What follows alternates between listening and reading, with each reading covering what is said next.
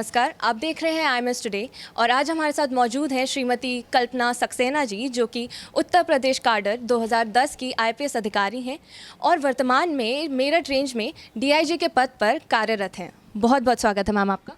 Thank you ma'am, GMA द्वारा organise ये जो इंटरनेशनल वुमेंस डे का इस साल का थीम है गिफ्ट टू गेन, तो इस संदर्भ में पुलिसिंग सिस्टम में आपने पिछले कुछ सालों में वुमेन डेवलपमेंट, रिप्रेजेंटेशंस और अपॉर्चुनिटीज़ में क्या बड़े बदलाव देखे हैं?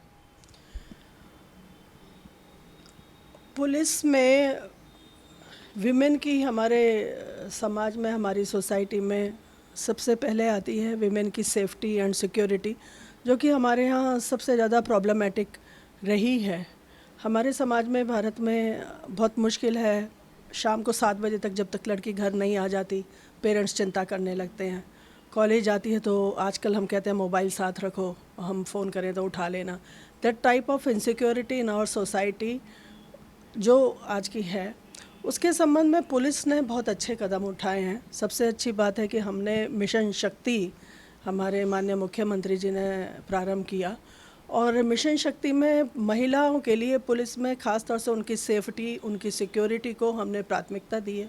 उनके अवेयरनेस, उनको जो आजकल BNS और BNSS का नए कानून चल रहे हैं, जिसमें कि महिलाओं को सेफ्टी, सिक्योरिटी और उनको ज़्यादा लीगल टीथ दिए हैं, उनको ज़्यादा लीगल सिक्योरिटी दी है। और नॉट ओनली लीगल सिक्योरिटी, उनको वो फ्रेंडली एटमॉस्फेयर दिया है, वो कंफर्टेबल एटमॉस्फेयर दिया है, वो कन्वीनियंट एटमॉस्फेयर दिया है कि कोई भी पीड़ित महिला, कोई विक्टिम अपनी समस्या को बहुत अच्छे से जाकर बता सकती है। हमने पिंक बूथ्स खोले हैं, pink booths only for women personal, जो कि अपनी समस्या, कैसी भी समस्या जाकर वहाँ पर बता सकते हैं और वहाँ पे वीमेन फ्रेंडली एटमॉस्फेयर मिलेगा। इसके अलावा वीमेन हेल्प डेस्क हैं, जहाँ पे थाने पे आपको केवल महिला कांस्टेबल ही मिलेंगी, जिनसे कि आप अपनी समस्या को बता सकते हैं, यदि आप अपनी बात को केवल एक वुमेन पुलिस ऑफिसर को या पुलिस वुमेन को ही बताना चाहते हैं, क्योंकि महिलाओं के साथ बहुत सारी ऐसी समस्या होती हैं। इसके अलावा हमारी जो सॉफ्ट स्किल्स की और जेंडर सेंसिटाइजेशन की ट्रेनिंग है, उसमें ये नहीं है कि अगर वुमेन नहीं बैठी है हेल्प डेस्क पे, अगर मैन बैठा है तो वो महिला की समस्या नहीं सुनेगा। वो उतनी ही एम्पैथी के साथ में, उतना ही कंसर्न होकर उसकी समस्या को सुनेगा और उसका समाधान करेगा। FIR लिखने का, हम ईमेल से भी FIR लिखी जा सकती है। आप घर बैठे FIR लॉन्च करा सकते हैं, थाने जाकर FIR लॉन्च करा सकते हैं। और इन केस यदि आप किसी प्रकार से विक्टिम हैं किसी चीज़ के, तो उसका इन्वेस्टिगेशन, इंक्वायरी, सब कुछ बहुत नए कानून में, BNS में और BNSS में इस प्रकार से समयबद्ध रूप से हो गई है कि अब ये नहीं कहा जा सकता कि एक बार अगर आपने FIR लिखवा दी तो आपको जस्टिस नहीं मिलेगा। समयबद्ध रूप से आपको जस्टिस मिलेगा। इस प्रकार की चीज़ें हमारे नए कानून में, BNS में, BNSS में आ गई हैं, जो 2023 में आया है।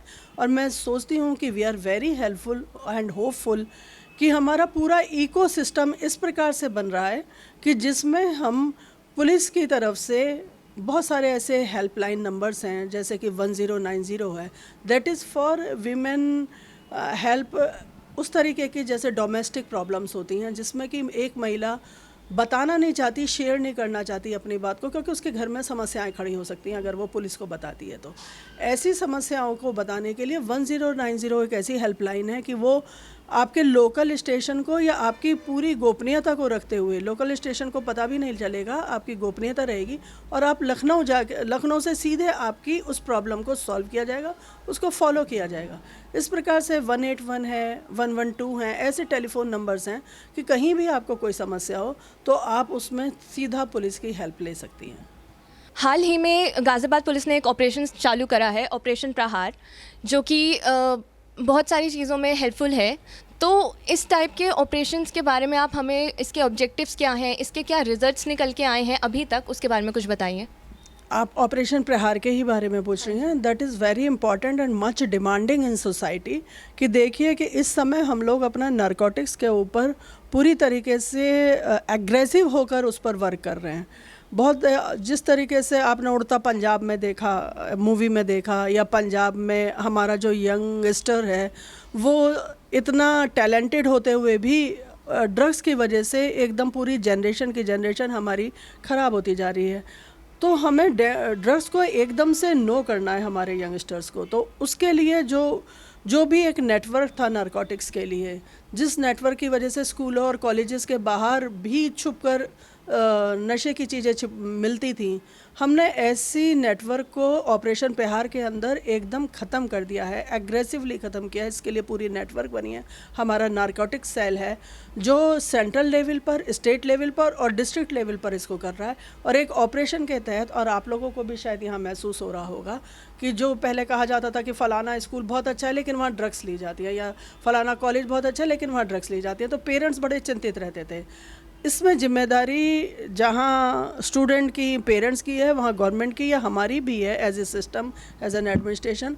और हमने इसमें ड्रग्स लेने वाले अपराधियों को एग्रेसिवली पूरे यूपी में और पूरे ख़त्म करने जा रहे हैं। दैट इज़ ऑपरेशन प्रहार।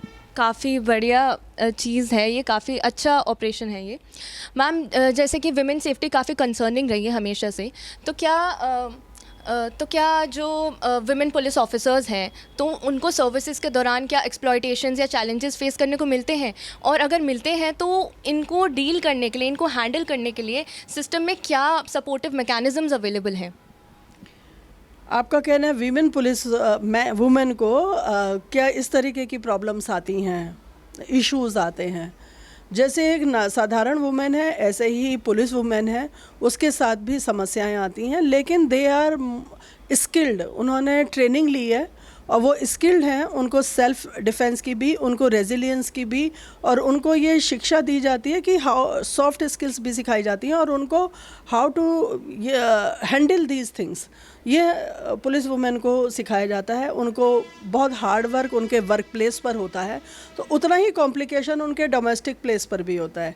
जैसे एक मेरी कांस्टेबल थी, उसने मुझे बताया मेरे डेस्क पे आके कि मैम आज मेरा बेटा वॉशिंग मशीन में बैठ गया और वॉशिंग मशीन चला दी मेरे दूसरे उसके भाई ने, और बोला वॉशिंग मशीन में वो घूम गया। I was afraid. में कहा ओ तो फिर क्या हुआ?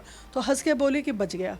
तो इस तरीके की लेडी वुमेन कांस्टेबल्स को बहुत तरीके की समस्याएं आती हैं कि जिसमें उसको अपना घर भी देखना होता है, वहाँ भी दिमाग रहता है, चिंता रहती है अपने बच्चों की, और उधर वर्क पे भी 100% आउटपुट देना पड़ता है।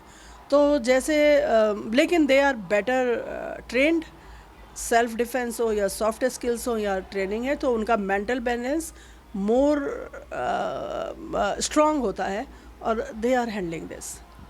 Thank you so much ma'am, अपना कीमती समय हमें देने के लिए। Thank you very much. Camera person Anushka Khurana के साथ मैं Pallavi Bhardwaj, I am today.